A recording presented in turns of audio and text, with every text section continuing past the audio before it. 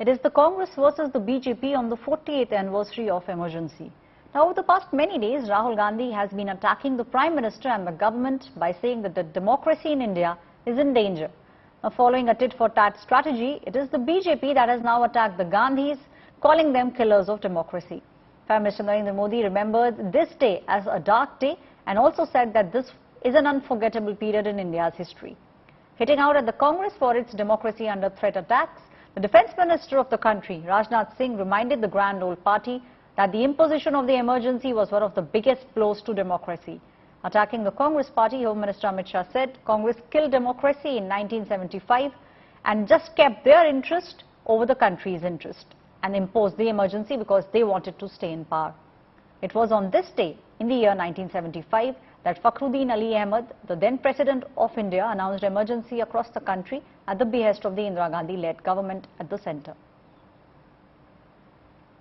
This is the mindset with which that family operated 48 years ago, assaulting Indian democracy, and that assault on Indian democracy continues even today. First family of autocracy, first family of Tanashahi, and first family of emergency, which continues to attack institutions of Loktantra, whether in Indian soil or on foreign soil. And it's ironical that those who were born out of resisting the emergency, Lalu Prasad Yadav and their ilk, who came out of the JP Andolan, Sampurn Kranti, today have done a complete U-turn and in their Sampurn Bhranti in Patna, sit with those who have the DNA of emergency.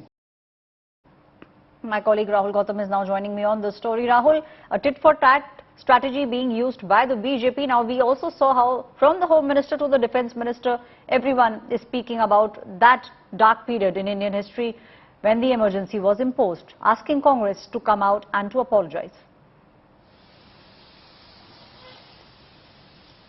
Absolutely, Aishwarya. It seems that the BJP is trying to dilute the charge or deflect the criticism that has been coming in from Congress party and in particular Rahul Gandhi, that how democracy is under assault under the incumbent BJP regime, and how democratic institutions are being captured by one ideology, that is of BJP and RSS. And after Amit Shah hit out at Congress party for imposing emergency back in 1975, now Congress leaders are also coming out and they are saying that at that point of time it was a declared emergency, and in fact later on Congress regimes also admitted to this fact that it was a grave mistake. However, now under the leadership of NDA government, there is an undeclared democracy that is prevailing in the country, and in fact the political opponents of the BJP are being harassed. A political witch hunt is on at the behest of CBI and ED, and this only shows that how it is actually the BJP government which has imposed undeclared emergency, and they are targeting their political opponents. So both BJP and Congress, they are giving it to each other. Both parties are trying to create this narrative that it is the other party that had murdered democracy.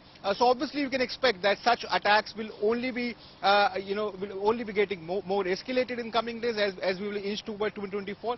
Also, one must understand that this has been done especially to dilute the charge I was saying earlier also, because Rahul Gandhi has been a very vocal and a bitter critic of current BJP government, saying that the current BJP government is only trying to suppress the voice of opponents, and this only shows that they are the real culprit when it comes to murdering democracy in our country.